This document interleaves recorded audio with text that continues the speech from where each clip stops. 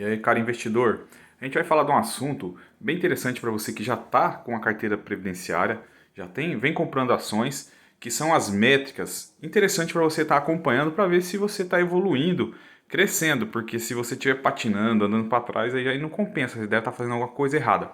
Então, o que eu venho acompanhando na minha carteira para me ver se a minha carteira está ficando boa cada vez que passa? Então, eu vou te falar algumas dicas aqui e aí você vai pegar uma ferramenta que eu uso ela de forma gratuita, chama-se Status Invest, tá? Aí você vai dar uma procurada e você consegue acompanhar essas métricas por lá. A primeira que eu gosto de acompanhar chama Dividend on Coast. O que é isso aí? É a sua média que o sistema faz dos seus dividendos frente ao preço que está a ação, que é o dividend yield. Isso aí, o dividend yield é diferente do seu dividend yield cost. Quanto mais barato você consegue comprar uma ação, maior é seu dividend yield cost. Então, por exemplo, tem empresa que ela está pagando 15% de dividendo no mercado normal do preço que ela está cotada. Para mim, esse dividend yield cost, porque eu consegui comprar ela mais barata, ela vai estar batendo na casa dos 18%. Você vê? O interessante é comprar mais barato para poder esse dividend yield cost estar maior. Então é uma métrica aí que eu falo para vocês dar uma pesquisada lá no Status Invest que você consegue acompanhar. A outra é a média dos dividendos pagos por mês. Então eu peguei essa semana e estava dando uma olhada nos dividendos pagos para mim no mês de maio do ano passado. E comparei com o mês de maio desse ano.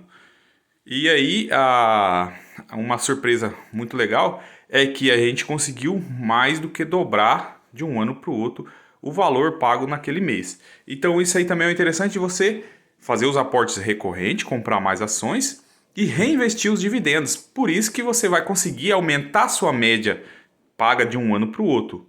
Então, assim, é uma métrica muito interessante para você ver, porque se você estiver dormindo no ponto aí e não reinvestindo os dividendos, essa média não vai subir. E aí também você fica um pouco mais contente, você vê que está evoluindo o seu investimento, que realmente vai trazer um futuro para você brilhante, que a gente está correndo atrás do efeito bola de neve e conseguir fazer em menos tempo, né? Lógico que é ainda a longo prazo, mas ter o viver de renda com os dividendos. Outra métrica que eu busco bater é o preço médio. Então, lá nesse Status Invest, ele traz o preço médio que você pagou. Porque às vezes você vai pagar um pouco mais alto, um pouco mais baixo numa ação, ele vai fazer na média. E aí sempre eu tento buscar, nas quedas, comprar muito mais barato.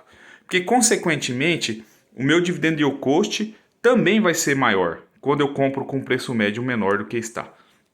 Não quer dizer que se o mercado continuar subindo, você vai tentar ficar batendo esse preço médio. Às vezes aquela ação não vai baixar mais. Mas se em algum momento teve uma queda e você está com caixa, compre mais barato, não fique com medo. E aí você vai diminuir esse preço médio, tá bom? Existem outras métricas que eu não acompanho, às vezes eu fico de olho, mas não é interessante, que senão você fica doido. É a métrica do ego, porque isso não vai te ajudar em nada. Que é você ficar vendo o seu patrimônio. Ele vai oscilar muito, em dias de queda vai parecer que você está perdendo dinheiro. Você não está perdendo dinheiro, porque você não vendeu, tá? Então é uma métrica que você não precisa acompanhar. E também ficar comparando sua carteira com o Ibovespa ou para quem tem fundo imobiliário com o IFIX. Porque se você ficar acompanhando, tá perdendo.